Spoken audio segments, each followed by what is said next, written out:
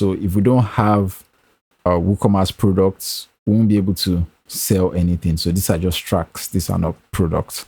So what I want to do is go to our MP3 plugin, MP3 player. I want to go to tools. So you know how we just added all the tracks and things like that? You might want to install WooCommerce first before doing that. And I'm going to show you the reason why. So what I want to do is go to bulk importer and want to scroll down or scroll up and import audio from CSV file in one click. So you want to click that and want to scroll down. You can import your tracks if you have CSV files here, but I want to convert our current audio tracks. So I'll select introspect and overdrive. Then I'm going to convert them to products. So let's set a price for each of them. I'm just going to set 10,000 naira, and we'll create posts for each selected tracks. So let's select this, and we've created 2 products. So let's go to products, and now we have 2 products as drafts here. So I'm going to edit them again. So the thing about this is we can have the sorting details we had in advanced custom field. So we want to go to ACF, and to change these guys to a product, you can have this set up as just MP3 tracks if you don't want to sell them, but to change them to products, we need to change a lot of things. So we need to change this to this location to products instead of tracks, or we can duplicate this. I'm going to edit this in ACF, and let's set this to instrumental store, and I'm going to select the location as product. So let's save changes, and if we go back to our WooCommerce products here, so let's go to products. If we edit this, we have these details here. So the first thing I want to do is select all, then select bulk actions and edit, then apply. Then we want to put in a product category. We need to create a new category. So let's create a new category first. I'll call this instrumentals. And let's add the category. Then let's go back to all products. Select all, bulk actions, edit, apply. Then we'll change the category to instrumentals. So let's update. And now we have to set the filters for each one. So I'm just going to set this as calm and inspirational. Let's put in keys, piano, strings, and percussions. Then let's set the BPM as 90, and every other thing is good. Let's publish this product. We can see the product as an individual product right here, but that's not what we want. We want this as a track product. So let's go back to all products and also set the details for this. I'm going to set this to angry, funky, and inspirational. So let's set this to guitar and vocals, melodic. Let's set the BPM to 120, and let's publish. If we go back to our BitStore and refresh, nothing happens, everything remains the same. What we need to do is refresh the edit page in Elementor.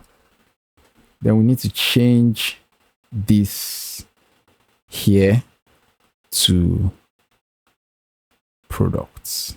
So let's get rid of the instruments and select products. We have our products there. The genre field is not showing. I don't know why. Let's fix that. Let's go to style, custom fields, instrumental store. So we'll change this to the instrumental store as well. So let's select ACF. Then the BPM here should be the BPM of the instrumental store. The mood should be the mood under instrumental store. And the instrument should be the instrument under instrumental store. Then the genre should be the genre under instrumental store. Let's go to style, custom fields. Let's delete the instrumentals. Let's see if the genre will pop up. Let's see if it's space thin. So it's a space thin. So let's add in the instrumentals again. We'll find a way to fix that. So ACF, instrumentals. I want to put this here. Let's publish this first and let's see how it looks on the main site. So we've been able to change this. And the next thing I want to do is have the price beside each of the track notes down here. So the first thing I want to do is come over to the player here and disable external links. Then that should get rid of that. So the next thing I want to achieve is putting the price right here.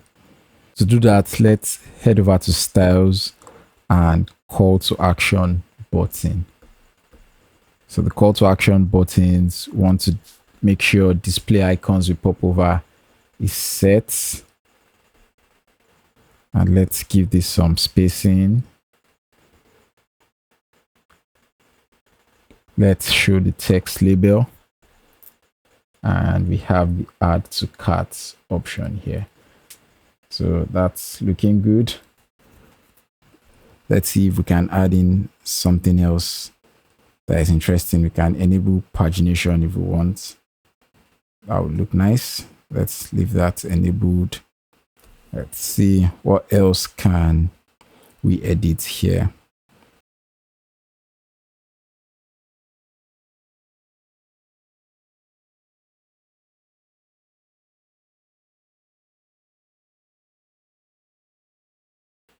So I like that. Let's give it some padding. That's looking much better. So this is looking great. I'm going to publish this and let's check how this looks on the front end. So yeah, so this, let's say we want a cinematic instrumental and we add this to cart. We can view our cart and we can proceed to checkout to purchase these instrumentals. So we can put in all our details and place our order, make payments, and the MP3 player will handle all the delivery. So you can also do some interesting things like setting up audio preview with your watermarks. Your watermarks might be your beat tag, so people will not be able to rip off your beats. So you can set up just 30 seconds preview, so they can just preview the beats for 30 seconds or the instrumentals for 30 seconds.